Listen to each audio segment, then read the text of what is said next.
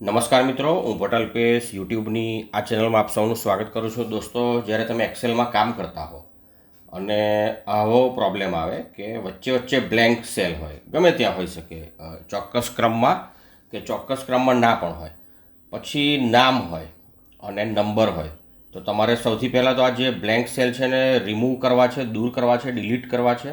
અને બીજું કે આ રીતે નામને અલગ કરી દેવા છે અને બરાબર એની સામે એનો જ મોબાઈલ નંબર લખવો છે. તો ચાલો મિત્રો, આ પ્રોબ્લેમ કેવી રીતે સોલ્વ કરી શકાય તે શીખીએ આપણે. અહીંયા આગળ મારી પાસે એક સેમ્પલ છે એક્સેલની અંદર, અને આ સેમ્પલમાં અહીં નામ છે, એની નીચે નંબર છે અને અહીંયા આગળ બ્લેન્ક સેલ છે. જુઓ, આ ફરી એ જ રીતે નામ છે, નંબર છે અને બ્લેન્ક સેલ છે. આ બ્લેન્ક સેલ આડાઅવડા પણ હોઈ શકે છે મિત્રો. હવે મારો જે ટાસ્ક જે છે એ મારે સૌથી પહેલાં આ જે બ્લેન્ક સેલ જે છે એ દૂર કરવા છે અને પછી નામને અલગ કરવું છે અને એની બરાબર સામે એના જ મોબાઈલ નંબર લાવવા છે. તો કેવી રીતે કરી શકાય? જુઓ, ડેટા મોટો છે મિત્રો, 4-5 નામ હોય તો આપણે ખૂબ સહેલાઈથી કરી શકીએ એમ છે, પણ ડેટા ઘણો મોટો છે. જુઓ, 149 સુધી લખ્યા છે, એટલે લગભગ 50 નામ અને 50 મોબાઈલ નંબર છે અને 50 લગભગ બ્લેન્ક સેલ છે. તો ચાલો સૌથી પહેલાં બ્લેન્ક સેલને આપણે રિમૂવ કરીએ. તો એના માટે સૌથી પહેલાં આ જે ડેટા છે હું એને સિલેક્ટ કરી દઉં છું. જુઓ, આ જે ડેટા જે છે એને મેં સિલેક્ટ કરી દીધો છે.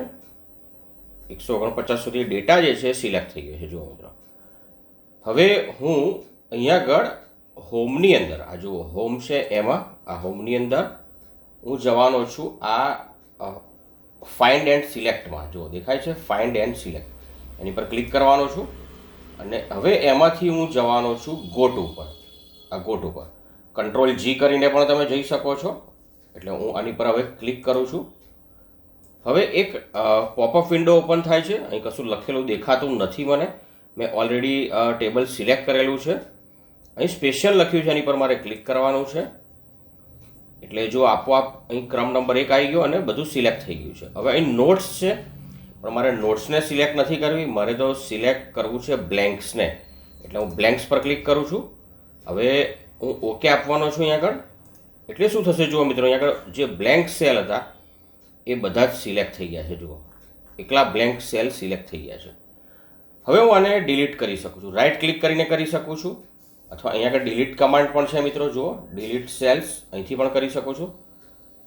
ચલો અહીંથી કરીએ આપણે. તમે રાઇટ ક્લિક કરીને પણ કરી શકો છો. હું જેવું ડિલીટ પર પ્રેસ કરીશ એટલે જુઓ મિત્રો, બધા જ બ્લેન્ક સેલ જે છે જતા રહ્યા છે. ચલો, બ્લેન્ક સેલ દૂર થઈ ગયા. હવે મારે નામ અને નંબરને અલગ કરવા છે, તો હું અહીંયા એક કોલમ બનાવી દઉં નામ માટે અને એક મોબાઈલ નંબર માટે. અહીં લખી દઉં છું હું નેમ અને અહીંયા લખી દઉં છું હું NUMBER નંબર. ચલો, આ બંનેઓને ફોર્મેટ કરી દઈએ, સેન્ટરમાં લાવી દઈએ, 16ના ફોન્ટ કરી દઉં હું અંદાજિત. તમારી જરૂર પ્રમાણે તમે કરી શકો છો. પછી ટેબલ પણ બનાવી દઈશું. એટલે હવે હું આ જે સેલ છે અહીંયા નામ લાવવા માગું છું. તો સેમ પ્રોસેસ છે.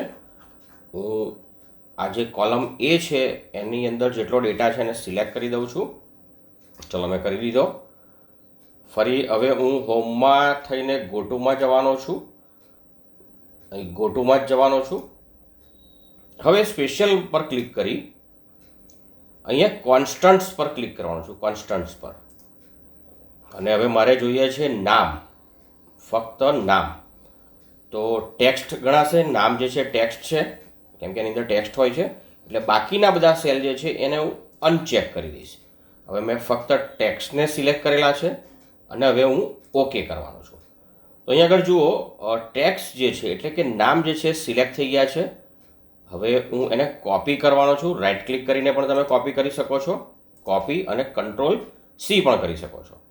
હવે હું અહીંયા આગળ આ સેલને સિલેક્ટ કરું છું નામની નીચે અને કંટ્રોલ V દબાવવાનો છું અથવા પેસ્ટ કરવાનો. ચલો, કંટ્રોલ V. તો જુઓ મિત્રો, મારી પાસે નામ આવી ગયા છે. જુઓ, 50 નામ આવી ગયા છે. આ નામ જે છે આવી ગયા છે. હવે મારે નંબર જોઈએ છે સેમ. હું ફરી આ બધા જ સેલને પસંદ કરવાનો છું, ઓલરેડી સિલેક્ટ કરેલા છે. ફરી ગોટુમાં જવાનો છું. અહીંથી ગોટુ. હવે તમને ખબર પડી ગઈ છે. સ્પેશિયલમાં જવાનો છું હું, કોન્સ્ટન્ટ્સમાં જવાનો છું. હવે ટેક્સ્ટને અનચેક કરી દઈશ, લોજિકલને, એરરને. હવે મારે જોઈએ છે નંબર્સ. નંબર જોઈએ છે એટલે નંબરને ચેક માર્ક એટલે કે ખરાનું નિશાન રાખીશ ત્યાં. ઓકે કરીશ. હવે નંબર સિલેક્ટ થઈ ગયા છે. હું રાઈટ ક્લિક કરીશ, કોપી કરવાનો છું અને અહીંયા આગળ હવે હું પેસ્ટ કરવાનો છું. તો જો મિત્રો એની બરાબર સામે એના નંબર આવી ગયા છે. આપણે વેરીફાઈ કરી જોઈએ. ચલો અહીંયા હું બોર્ડર કરી દઉં, ઓલ બોર્ડર્સ.